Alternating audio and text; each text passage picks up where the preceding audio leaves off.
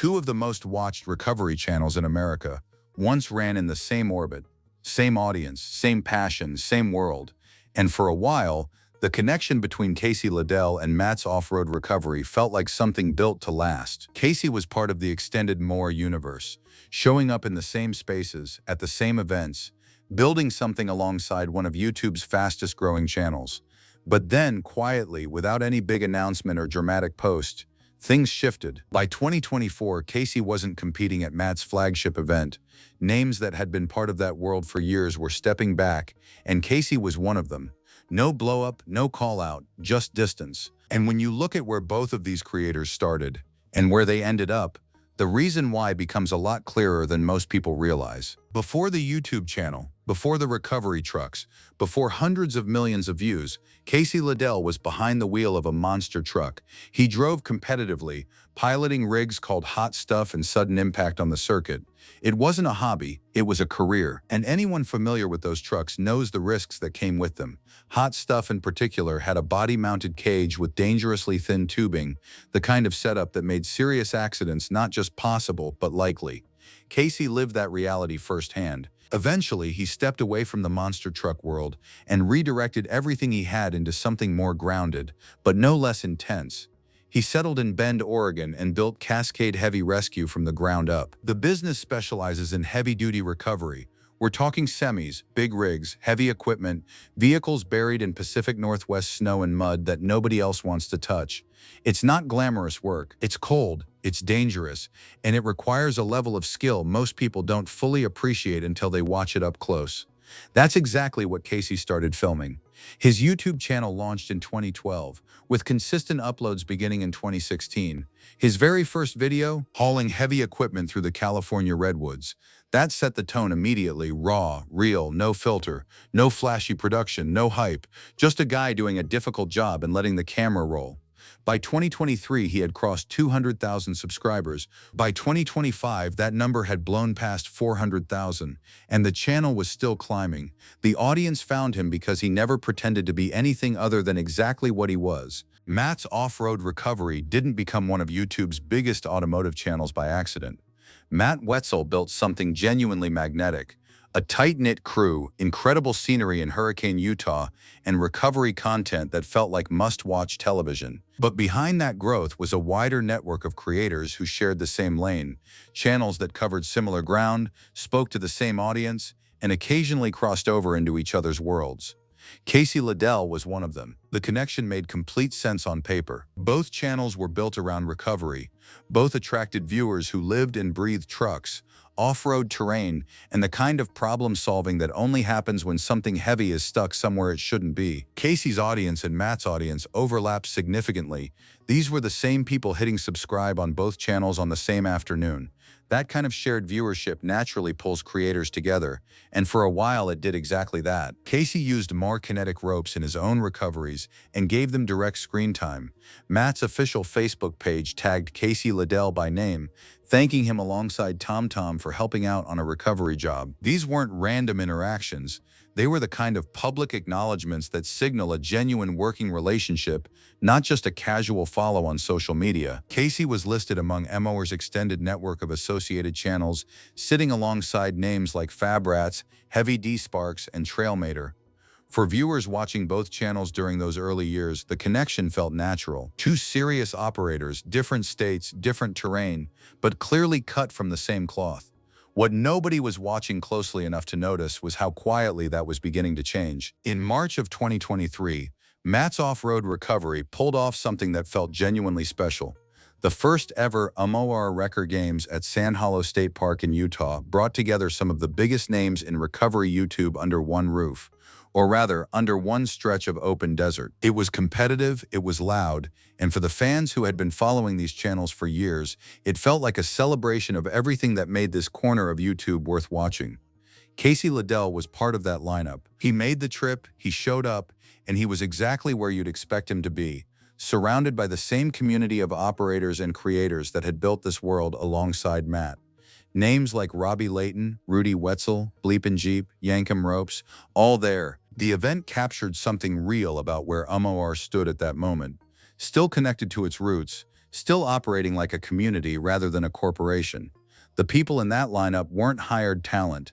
They were the extended family that had grown up around the channel organically. For Casey, showing up wasn't just a gesture. It reflected a genuine alignment, the kind that builds naturally when two creators share the same audience and the same values over several years. The Wrecker Games felt like proof that the MORR universe was expanding in a way that lifted everyone around it.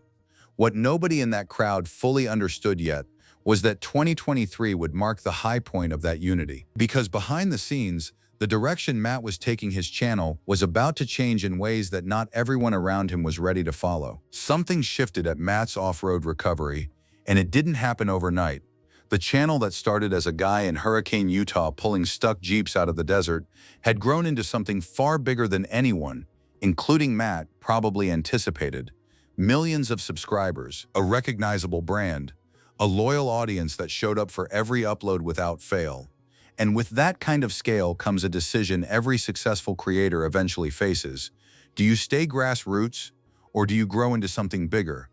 Matt chose to grow. He brought in Daryl Evs, a heavyweight in the YouTube consulting world, a producer with serious television credentials, and a track record of building channels into full media operations.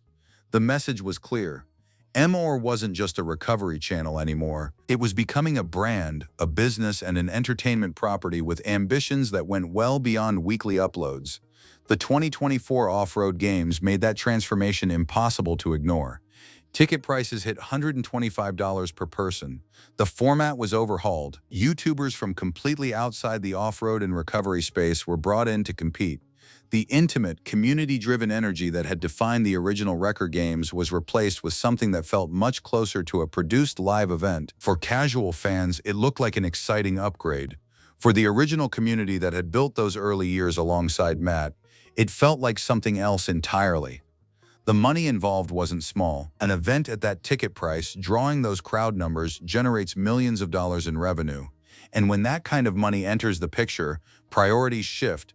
Relationships get tested, and not everyone agrees on the direction. Some people lean in, others quietly step back. When the 2024 MORR event lineup started taking shape, something stood out immediately to fans who had been paying attention. The names that had defined the original Wrecker Games, the operators, the creators, the extended family that had made 2023 feel like a genuine community gathering, were conspicuously absent. Casey Liddell, Fab Rats, Merlin's Old School Garage. One by one, the announcements came. They weren't competing.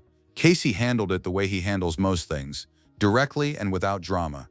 He posted a TikTok explaining that he wouldn't be competing in the 2024 Wrecker Games. He clarified he was still planning to attend, but the competition itself wasn't something he was taking part in.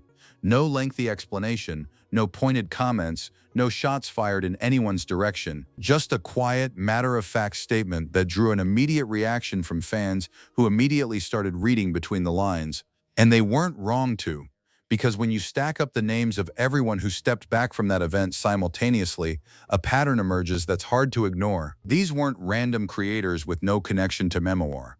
These were the people who had been in that orbit longest, the ones who remembered what the channel looked like before the consultants, before the ticket prices, before the pivot toward mass-market entertainment. Their absence from the 2024 event wasn't a coincidence. It was a signal. Nobody issued a statement. Nobody went on camera to explain their side. That's actually what makes this story so interesting.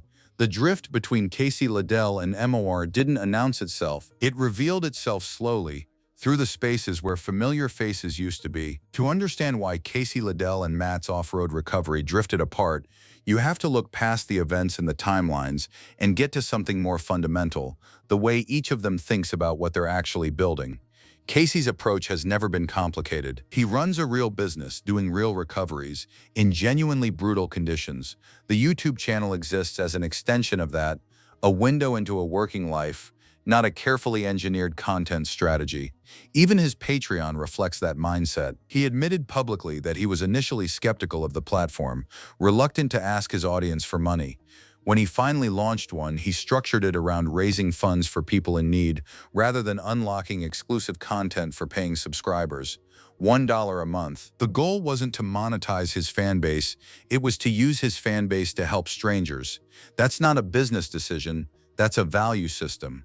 Matt's trajectory pointed in a completely different direction, bringing in a high-profile YouTube consultant, redesigning the annual event into a ticketed live entertainment property, expanding the brand beyond the recovery niche. These are the moves of someone building towards something much larger than a YouTube channel. There's nothing wrong with that ambition, but it creates a gravitational pull that doesn't work for everyone in the orbit. The creators who built their identities around authenticity and community tend to feel that pull most sharply. When the culture of something you help build starts shifting towards scale and spectacle, you face a choice: adapt to the new direction or stay true to the thing that brought you there in the first place. Casey's answer, without ever saying it out loud, seemed pretty clear. Both channels are still active. Both are still growing. And as far as anyone can tell publicly, there's no bad blood.